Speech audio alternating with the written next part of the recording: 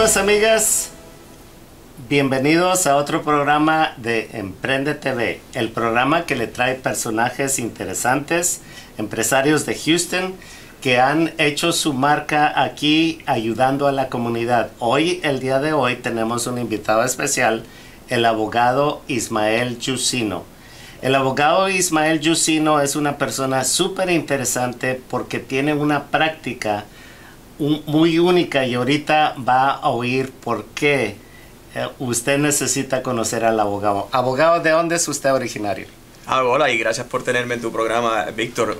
Nacido en España, de padres puertorriqueños y criado hasta los 9 años en España y luego regresé a Puerto Rico y luego ya casi los 17 años me fui para Pensilvania y ahora estamos aquí en Texas. Abogado, cuéntenos acerca de su práctica. ¿Qué tipo de casos maneja aquí en su despacho? Sí, nosotros tenemos una variedad de casos que trabajamos. Principalmente trabajamos la inmigración de familia, la inmigración de negocios, la inmigración de deportación, naturalización, todo ese tipo, todo lo que tenga que ver relacionado a la inmigración y a la naturalización a los Estados Unidos.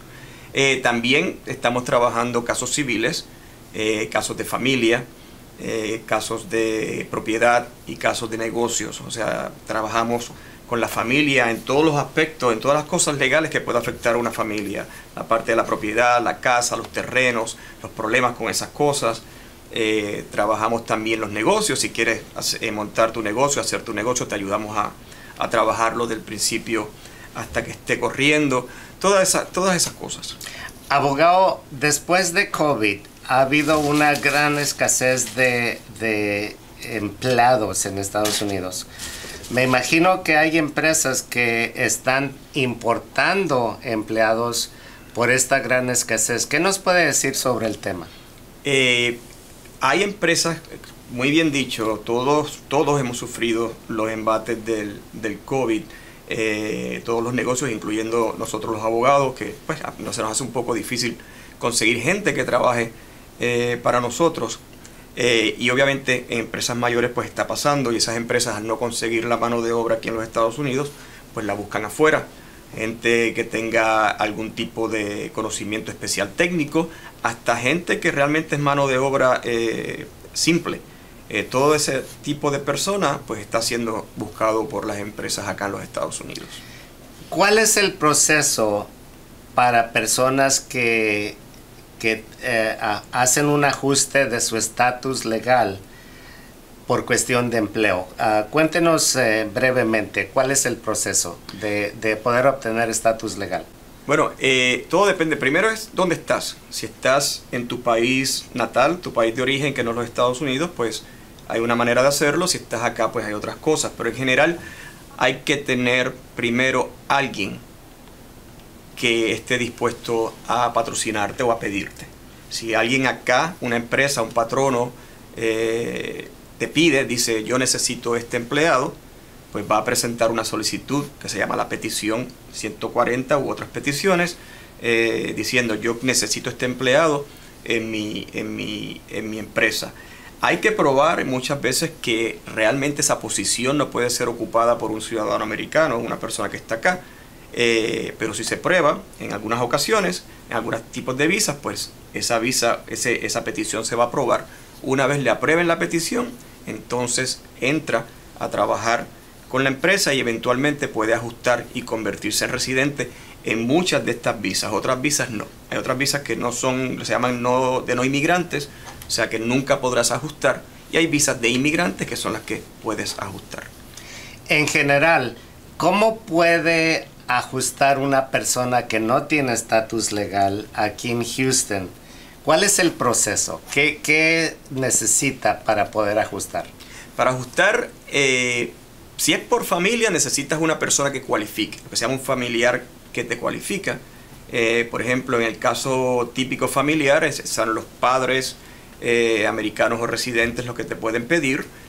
Los hermanos americanos, tus hijos mayores de 20 años, americanos o residentes, o tu cónyuge, americano o residente. Si una de esas personas te pide, Entonces, al aprobarse la petición, vas a hacer lo que se llama el ajuste. O sea, ajustar significa ir de ilegal a legal, y ese ajuste te va a convertir en residente. Si fuiste una persona que entró legalmente, vas a poder ajustar en los Estados Unidos de América, nunca tendrás que salir de aquí. Pero si fuiste una persona que entró ilegalmente, hay que pedir un perdón por haber estado aquí ilegalmente. Si te lo aprueban, entonces hay que ir a tu país natal a una entrevista a la Embajada de Estados Unidos para poder regresar como residente. Lo he dicho en 15 segundos o algo así, pero en realidad son procesos largos, pero que si se hacen bien hechos y se cumple con todos los requerimientos de ley, tiene muchas posibilidades. Durante COVID entiendo de que los tiempos se alargaron muchísimo. ¿Qué nos puede decir acerca de ahora los tiempos? Los tiempos de procesamiento, que es como la agencia de inmigración le llama al tiempo que ellos tienen para decidir una solicitud, han aumentado considerablemente. Te puedo decir, por ejemplo, una petición quizás de un padre a un hijo que se tardaba de 6 a 8 meses, ahora estamos en casi 14, 16, 18 meses. Pero estamos rezando, ¿verdad?, porque UCIS pueda volver al lugar donde estaba antes. Poco a poco entiendo que lo están haciendo. He visto noticias de que han recibido empleados, han aumentado su capacidad, así que vamos a ver si volvemos a esos tiempos donde en 4, 6, 5, 6, 7 meses ya podías tener una solicitud aprobada. Lo importante es empezar.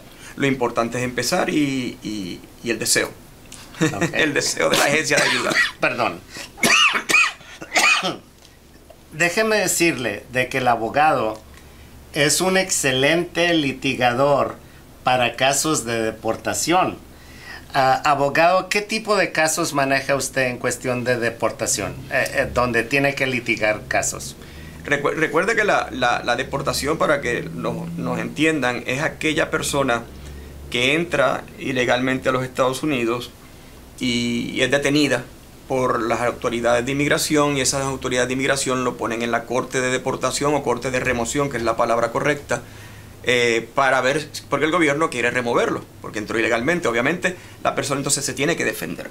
Se tiene que defender. Hay otro tipo de persona que va a la corte de remoción, que es la persona que ya está aquí, o a veces ya son residentes, pero cometen algún delito, y entonces inmigración los detiene y también los pone en la corte para removerlos. Allí el abogado tiene que estudiar qué hacer por ellos. Está el asilo, está la cancelación de deportación, hay unos perdones. O sea que hay que estudiar el caso bien estudiado para poder proceder. Nosotros tenemos que irnos a un corte. Después de este corte vamos a seguir con el tema de deportación.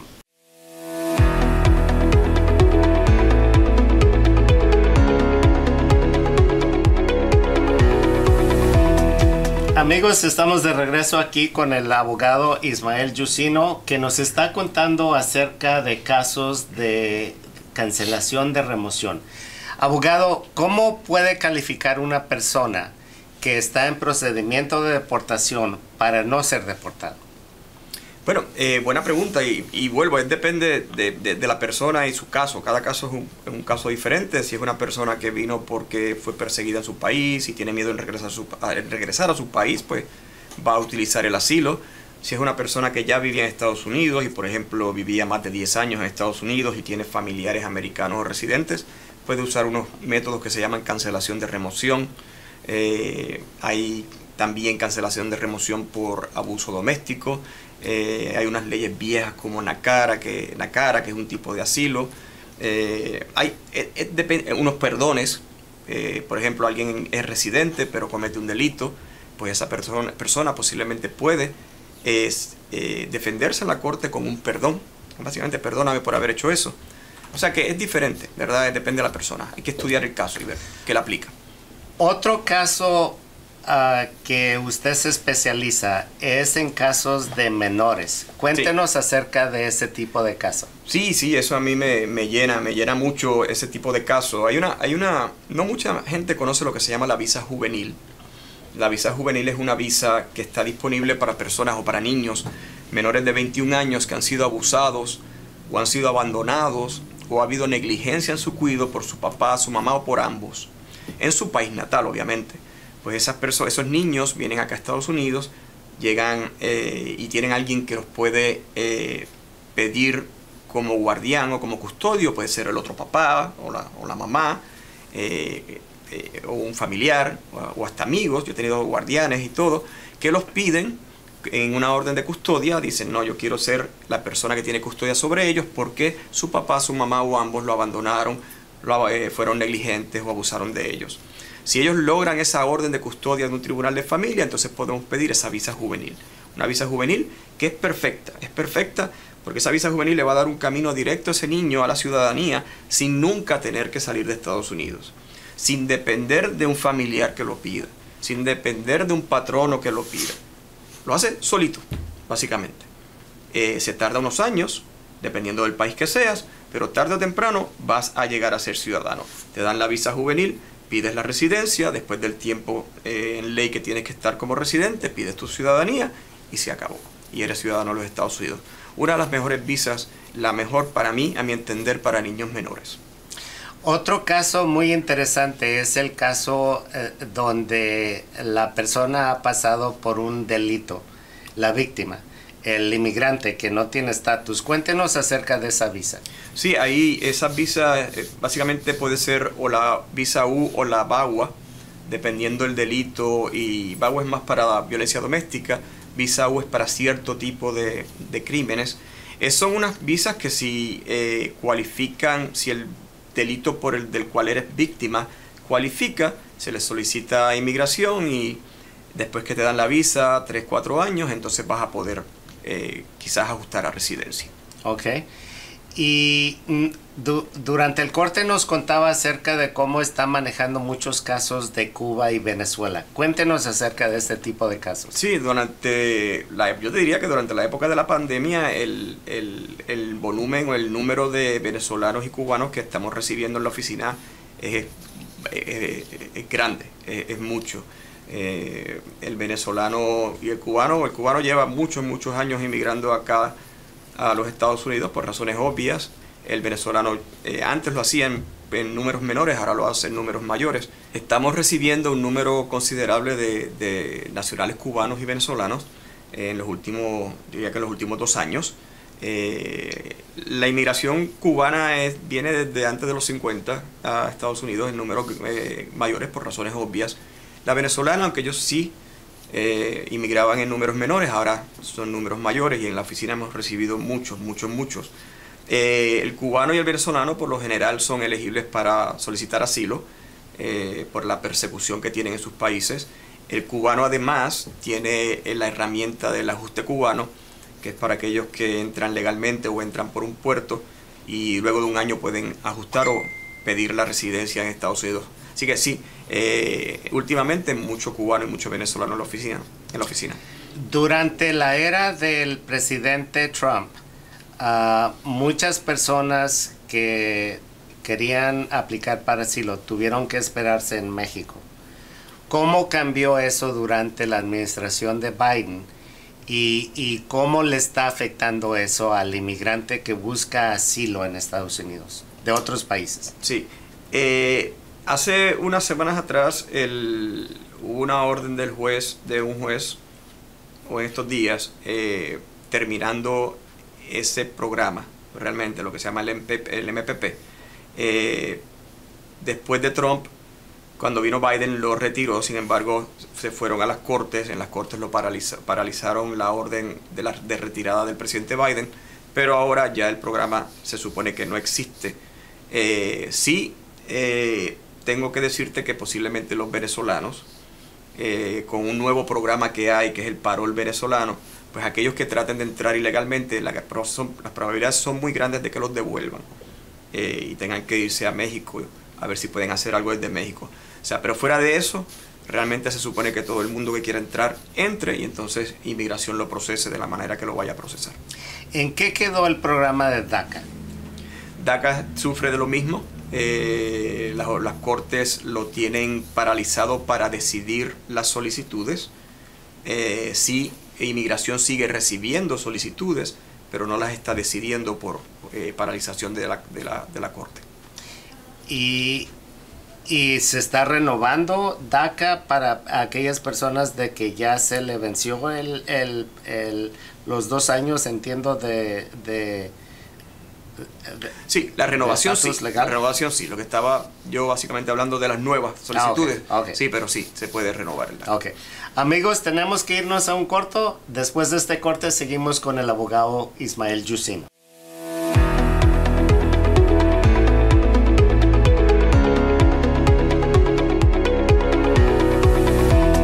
Amigos, estamos de regreso con el abogado Ismael Jusino aquí en su programa Emprende TV. Abogado, cuéntenos acerca de por qué un empresario necesita siempre tener a un abogado a su disposición para cuestiones legales de negocio. ¿Por qué es importante? Es importante, importantísimo. Contratación es lo primero. El empresario va a vivir de contratos, o sea, va a hacer contratos desde la renta o la propiedad, de órdenes, con clientes, etcétera. Y esos contratos tienen que estar bien redactados. Si esos contratos no están bien redactados, el empresario puede perder en algún momento. Cuando la relación vaya mal o haya una violación al contrato, es que surgen los problemas. Es que mucha gente se da cuenta, el contrato está mal y ahora no me puedo defender. Es importante que el empresario esté con un abogado todo el tiempo, igual que con un banquero y un contable, esté con el abogado y pregunte todas esas cosas que pueden tener consecuencias legales. Las consulte con el abogado. Importantísimo. Cuéntenos uno o dos casos donde algo insignificante que el empresario no la pensó muy bien. Resulta de que el caso se complica y sale saliéndole bien costoso el error o la omisión de no poner atención a algún detalle. Tendría muchos ejemplos que darte, pero la mayoría de las veces el empresario entra en problemas porque no leyó el contrato. Okay. O no lo entendió. O no lo entendió, pero muchas veces más todavía es que realmente firman, dicen, tengo un contrato, lo voy a firmar. O si el contrato es del empresario, lo hizo sin pensar o sin consultar y no se protege. No se protege. Cláusulas tan tontas como se supone que me entregues aquí a las 4 de la tarde y te entregué a las 4 y cuarto, y si a las 4 y cuarto te entregué, tienes una penalidad de $2,000, pues pasan. Y a veces el empresario ni lo mira. Sí. Okay, y esas cosas pasa mucho. Tenemos muchos vendedores de bienes y raíces que ven este show. Cuéntenos acerca de por qué necesita un abogado al comprar una propiedad o al vender una propiedad para que todo salga en orden. El abogado es importantísimo en la transacción de bienes raíces. Primero, el que vende tiene que vender con título completo. El que compra quiere asegurarse de que esa persona tiene título completo para vender. El abogado puede ayudar en eso, asegurarse de que esos títulos están completos. Aparte de que no tienen gravámenes, o sea, cosas que afecten la propiedad o la titularidad. Por ejemplo, si tú no sabes si hay una hipoteca o si hay un gravamen de un child support o de una manutención. Y esas cosas pueden, si se compra con esos gravámenes, el que compra los va a recibir. Lo otro, obviamente, los contratos, las transacciones de bienes raíces tienen tantos y tantos contratos que mucha gente no los lee o no los entiende, como tú dijiste hace un rato. El abogado está allí para explicarte, asegurarse de que ese contrato cumple con todas las de la ley, que tú como vendedor estás protegido en tu venta y que tú como comprador estás protegido en tu venta. Contratación, eso es lo más importante. Aquí cabe recalcar de que una onza de prevención le va a ahorrar 1 libra de pesadillas. Eso es así. o dolores de cabeza de que pueden suceder por no cuidarse y protegerse muy bien. Eso es así. Yo tengo siempre un ejemplo que no tiene nada que ver con lo que hago porque no lo hago, pero por ejemplo los DWI, yo le digo a la gente, mira, si vas a beber, no manejes. Mejor agarra un Uber, que te puede costar quizás $40, $50. Si te agarran bebiendo, te va a costar $10,000, $12,000. Pues es lo mismo que pasa con esto. Sí. Es lo mismo. Abogado, últimas palabras que nos puede decir acerca de cómo su oficina es básicamente un one-stop shop. Es todo bajo un techo. Usted maneja todo tipo de casos para una familia. Manejamos todo tipo de casos. Hablamos español, hablamos inglés. Manejamos casos para el que habla solo español, para el que habla solo inglés, familia, todo lo que tenga que ver con familia, divorcios, adopciones, testamentos, herencias, lo trabajamos. Lo que tenga que ver con las propiedades, que lo hemos hablado mucho, la venta, la compra, los negocios.